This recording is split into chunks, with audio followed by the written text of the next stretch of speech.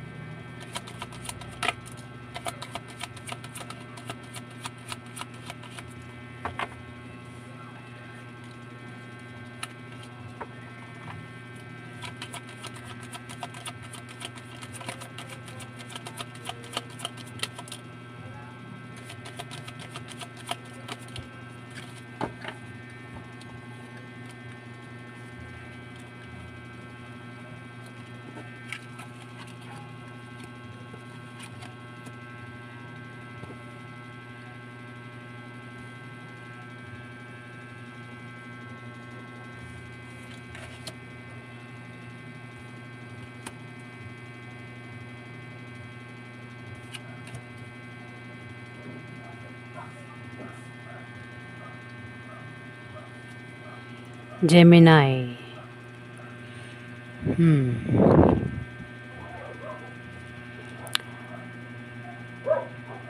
Meron kang hindi inaasahang paglago ng kaperahan.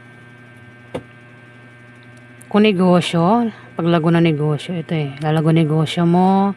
Maaari din naman na ito ay lump sum, trust funds, inheritance, old foundation,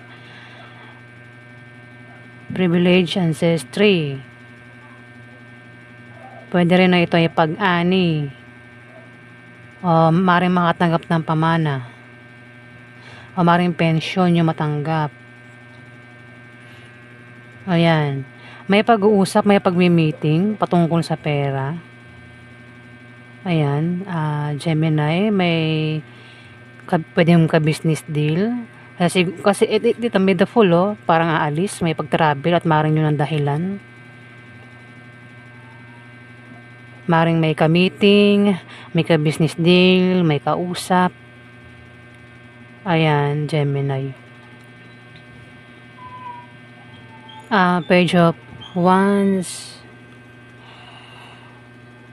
May mabuting stranger. Maring ito ay tapat na kaibigan. Maring makasalamuha mo, maring makatulong sa'yo.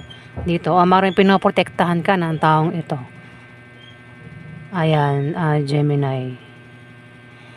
Laban sa taong pwedeng manakit sa'yo o pwedeng makagawa ng hindi maganda sa'yo. May nag-ano sa'yo, parang pinagtatanggol ka niya. O ikaw yan, Gemini. Pinagtatanggol mo siya, pinagtatakpan mo siya. Pwedeng stranger pwedeng hindi mo kaano-ano. Namit mo lang saan lugar. O maring yan ay kaibigan mo. Tapat na kaibigan mo. Sa panahon na tag-ulan, tag-ulan. Umuulan kasi dito Maring makasalamuha mo o maring makatulong sa yung taong ito sa panahon ng tag-ulan. Ayan, Gemini. Siguro sa mga panahon na ikaw ay may problema, may tao dito ang maring makatulong sa iyo. Malakas ka. Ano man itong pagsubok, problema ang dumarating sa iyo, kayang-kaya mo malampasan. Malakas ka nga. May mga tao din ang mahina ang tingin sa iyo. Pero yun lang yung akala nila. Mukha ka lang mahina sa paningin nila. Pero hindi nila alam na malakas ka. At ikaw daw ay magkakaroon ng katatagan. Ayan, nabubulol ako. Kumbaga, magiging matatag ang sitwasyon mo, Gemini. At ikaw daw ay magtatagumpay sa anumang suliraning darating sa'yo sa April 1 to April 15, Gemini.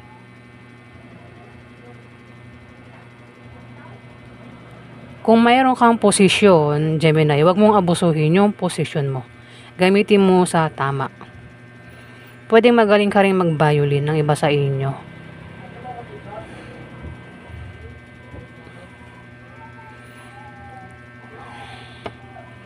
King of Coins.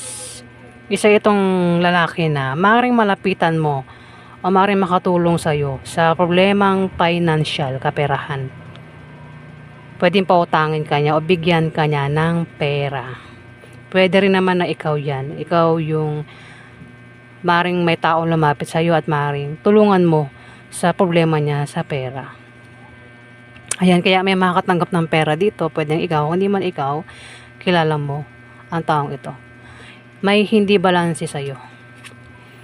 Pwede nga kaperahan, basta hindi balanse. Maaari din na meron kang idea o pangarap na gustong gawin. Gusto mong gawin yun, Gemini. Na maaaring patungkol sa kaperahan. Kung paano yumaman, ewan ba? Ayan. Nine of Coins, maaaring meron kang karangyaan o yaman ang dahil sa kasipagan mo. Ay, kung dati meron kang ganyan, pero hindi balanse daw. Maaaring iba rin sa inyo ay kumbaga, ang utak nyo talaga ay pang business. Ang inisip nyo kung paano yumaman, kung paano magkapera. Pero ang iba nga sa inyo ay may kaya sa buhay. Wala kayong problema sa pera kasi mukhang may mga ipon kayo dyan. Ayan, Gemini, meron kang pera na ipon, yaman, ang dahil yan sa kasipagan mo. Pwede yan ay galing sa mana, promotion, galing sa kamag-anak, galing sa swerteng dumating sa'yo. Ayan, meron ka mga naipundar. Kung ano man itong pinaghirapan mo, ayan, meron ka ng dahil sa'yo. Ng dahil sa kasipagan mo. Kung ikaw ay may ininvest, pwedeng kolektihin mo na itong na-invest mo. O pwedeng harvest din kasi ito Pwedeng ipon, pwedeng kunin mo na yung mga naipon mo at gastusin mo na, Gemini. Diba? May mga ganun nag-iipon kasi may pinag-iipunan naman talaga at kapag kompleto na yung inipon, pwede nang gastusin, diba?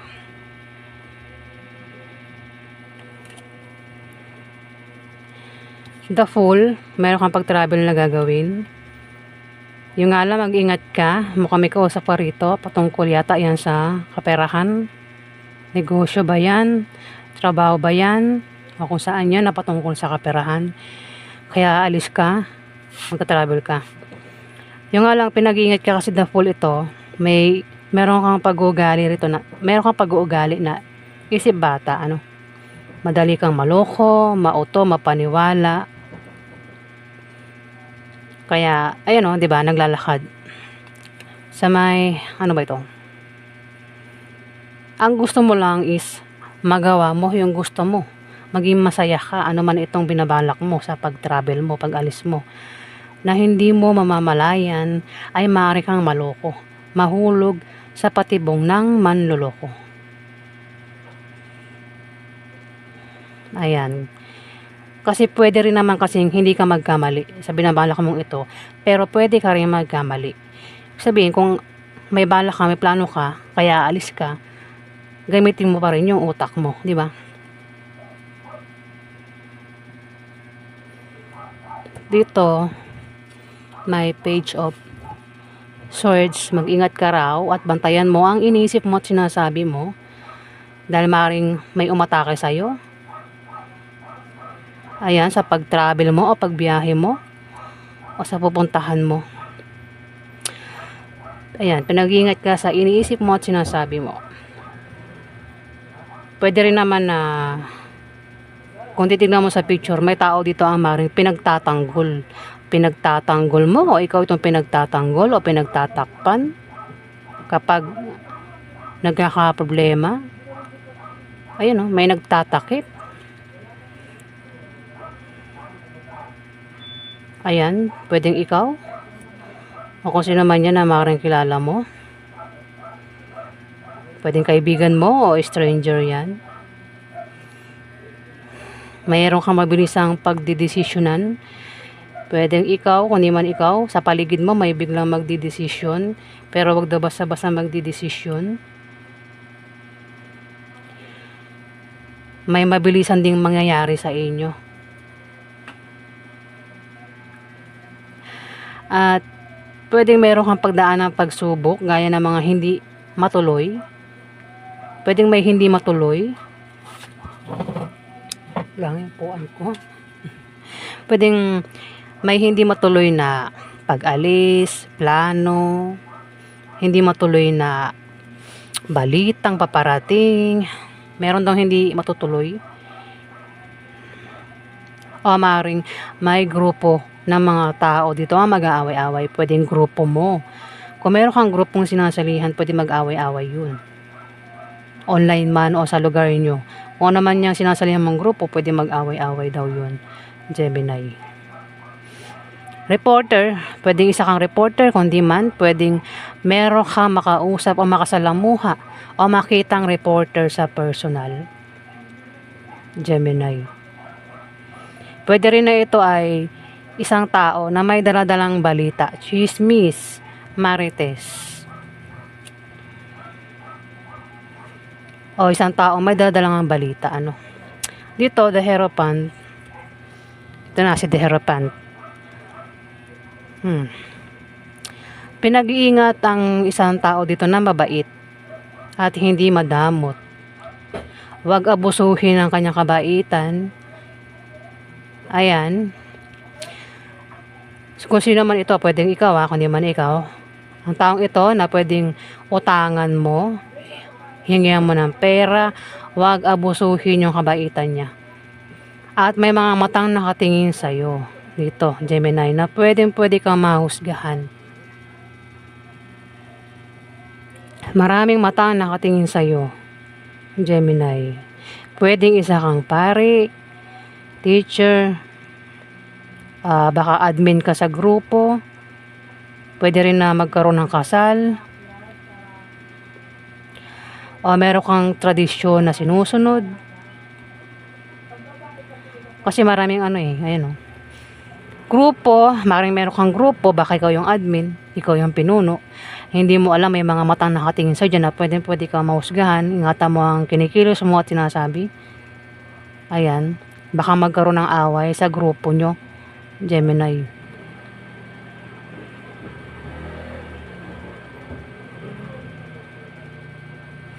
Ayan hindi ko lang kung tindero, di ba? May mga matang nakatingin dyan. Kaya ayusin yung mga kilos. May mga matang judgmental, di ba? Mabuti man o masama ang gawin mo, may mga matang pwede kang husgahan, Gemini. Ito na nabanggit ko na kanina, wala kang problema sa kaperahan, sa buhay, dahil maring iba sa inyo ay may kaya sa buhay, mayaman. Meron ka mga naipon, naipundar, dahil sa kasipagan mo. Pwede rin naman ito ay, meron kang mga pinaghihirapan na maring kunin mo na, kolektahin mo na. Anihin mo na, Gemini. O yan po yung ganap sa inyo. Sa April 1 to April 15, Gemini. Maraming salamat po guys na nag-like at nag-subscribe. Maraming salamat guys. Kung hindi pa kayo nakapag-subscribe, paki-click na lang po ang subscribe button. Maraming salamat po.